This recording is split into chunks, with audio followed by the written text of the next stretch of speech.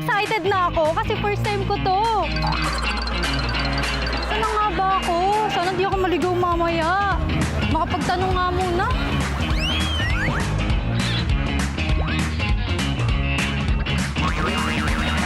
Ano di ko kabisado tong lugar na to. Pero alam ko malapit lang to sa pinag-usapan natin. Kanina pa nga ako naglalakad dito Ay, teka, kuya, pwede po ba pakausap ditong hindi ko po kasi alam kung paano ipaliwanag Pupunta po ba siya? Opo, nahihirapan kasi ako ipaliwanag kung saan banda to. Bro, Brad, tatanong ko lang sana kung saang lugar na ba yan. Kayo nga po magpaliwanag. Kaya po ba? Hello, saan galing ka? Retouch lang po ako. Ikaw po magpaliwanag kung saan banda yung dito ba? Hello po. Bro, Brad, tatanong ko lang sana kung saang lugar na ba yan. Pwede po. Bro, sa totoo lang, ka-blind date ko kasi yung babaeng yan kasama mo. Never pa kami nagkikita. Kaya gusto ko sanang malaman kung ano sa tingin mo sa kanya. Maganda ba siya? Bro, kung ikaw magiging ka-blind date niya, sisiputin mo ba siya o iinjanin mo? Sa akin, may girlfriend ako.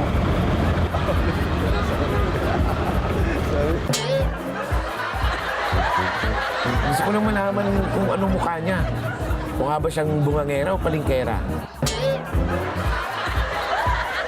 Hindi ko pa kasi siya nakikita, Brad. Kaya wala akong idea kung ano itsura niya. Matanong ko lang, maganda ba siya? Pwede. Pumayag ako sa blind date namin kasi naghahanap sana ako ng mapapangasawa. Ano ba sa tingin mo dyan? Wife material ba yung babae? Hindi ko lang, siyempre, bago pa lang naman kayo. Pero kung sakaling sa'yo, bro, ano sa tingin mo? Rate nyo nga yung kagandahan niya sa 1 to 10. 10 ang pinakamaganda. Anong rating sa kanya? Sa 10 siya. Sa 10. Brad, kung kayo ang kadate niya, imimit nyo o i-injanin mo? Hindi malinayang ka.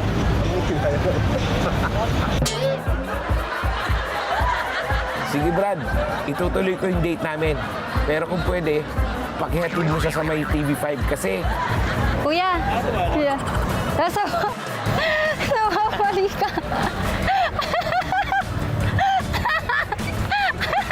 Salamat, Brad.